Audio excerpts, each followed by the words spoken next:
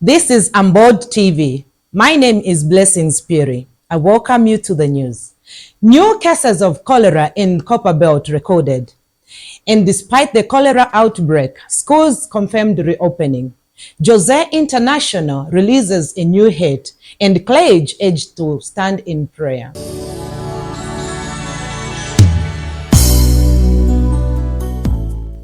Thank you for staying with us, and now the news in details.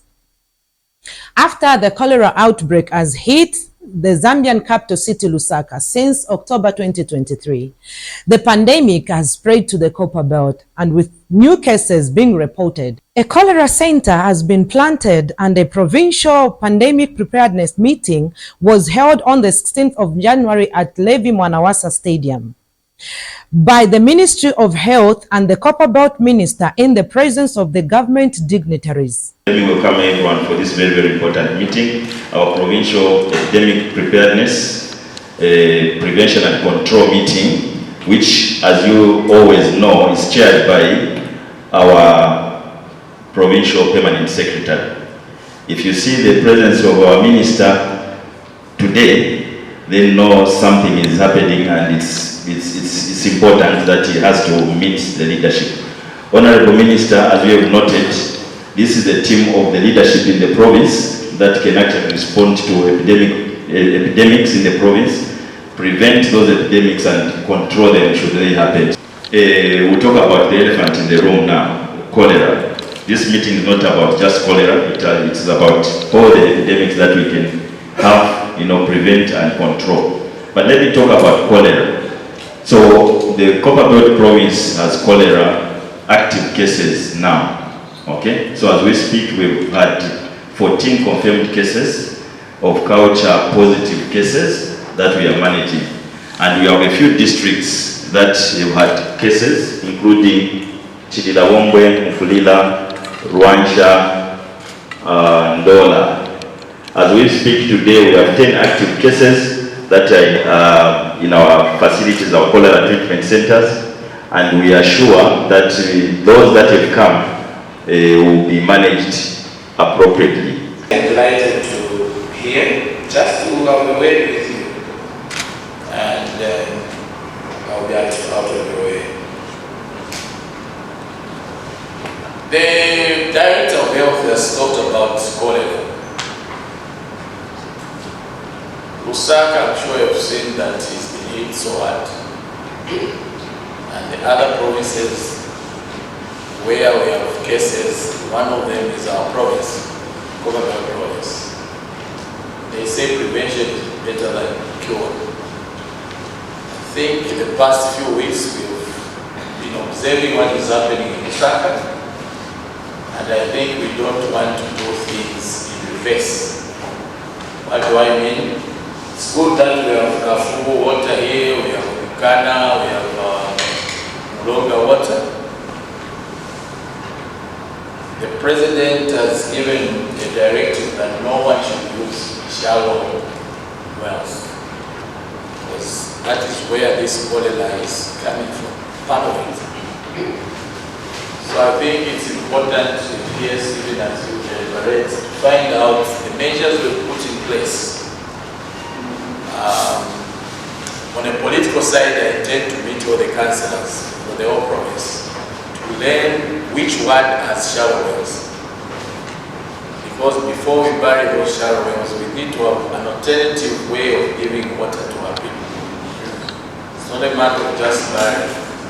Much as I know that we need to bury them like yesterday, but we need to have an immediate solution on where they're going to get their water. So I think that should be one of the issues we have to look at PS critically. I'm very sure that our utility companies, water utility companies, know which places has problems to do with water, where they've been taking water bowsers, for example. Those are the places where you find shallow wells as well. Unfortunately, the same places where you find shallows, that's where you find pit like toilets, and at some point these wells were meet, and we have this storm of cholera. So it's important to prevent that like yesterday. If those tanks are putting in Lusaka, put them now before people are ready. To the councils, if you are, whatever even you are generating besides salaries and other things, one of the most important things you should do, it's very important. Let's try our best to maintain the surroundings, especially public places like stations, toilets, stations, bus stations, markets, councils, dump plants were here, TCs were here. Let's try our best to take out those things before it's too late. Otherwise, prayer is also important. You may take it your way. Besides physical issues we are going to handle, prayer is extremely important as well. We have already prayed that the spirit of cholera won't come and eat our boys. So we need to do that. We also need to have serious sensitization. This is the councils and the Minister of Health to sensitize our people. I was saying where we went to see our patients at Cholera Center, that if we can put up teams, maybe from the council, from the Minister of Health, we put up teams from even disaster management unit. Every Sunday we send these teams in a district to go for 2 minutes in each change and sensitize them. My job today is very simple.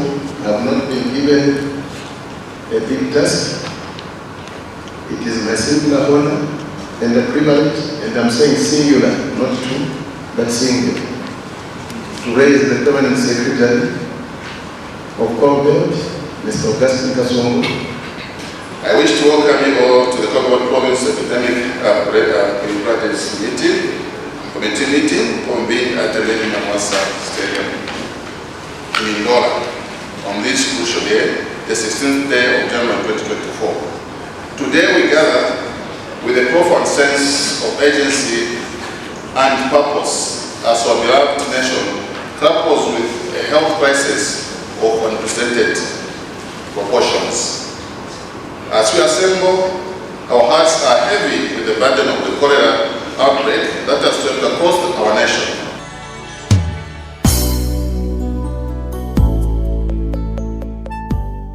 Despite the presence of the cholera pandemic, the Ministry of Education, through the District Education Board Secretary, DABES, announces the official date for the schools reopening throughout the nation, and assures parents that the necessary measures have been put in place for the safety of the children. My name is Ms. Cheo Chanda, District Education Board Secretary for Ndola District.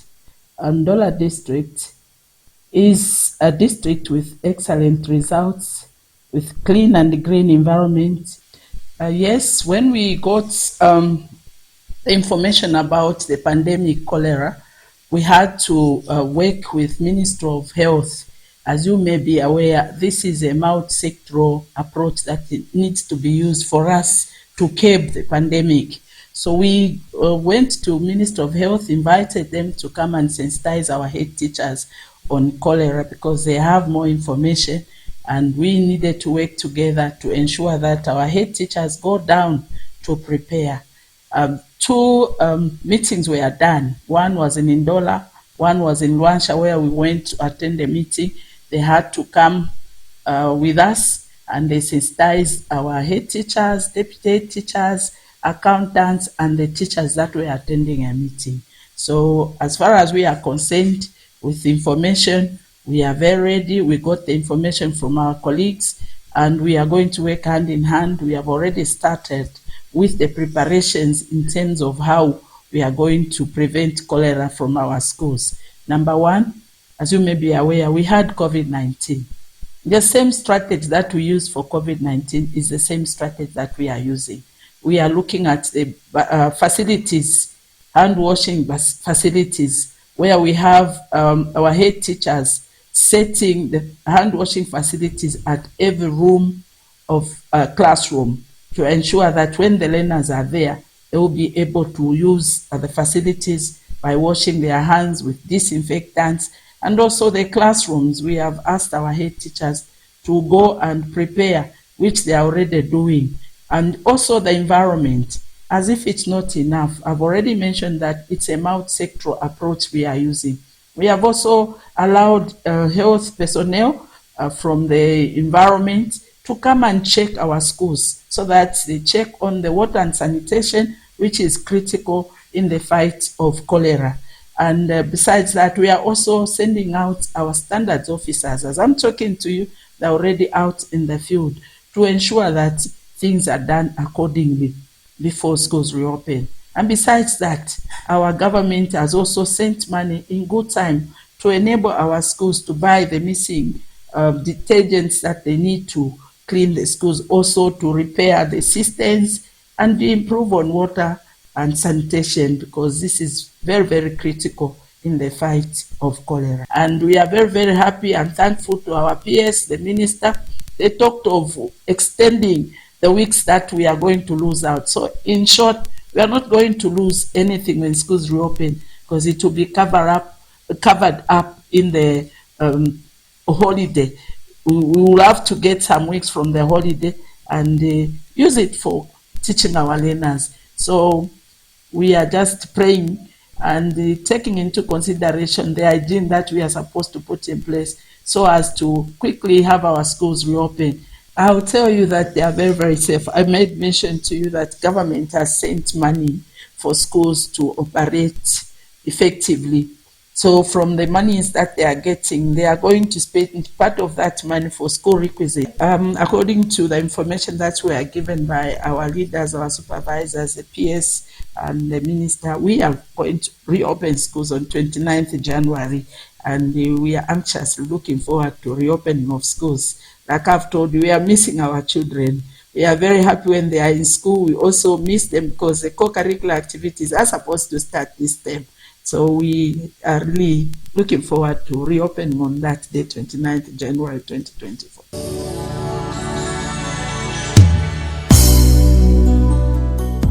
You're watching Ambodtv News. We'll be right back.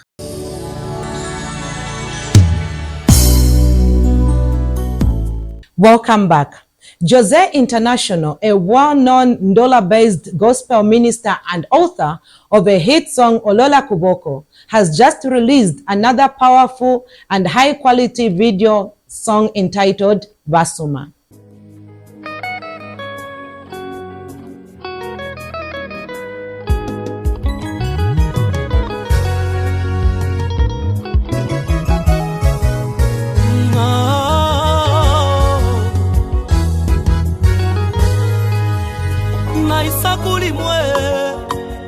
Naisa kulimwe Yesu nefisa bofya pakanwa kanta jeshi na lienu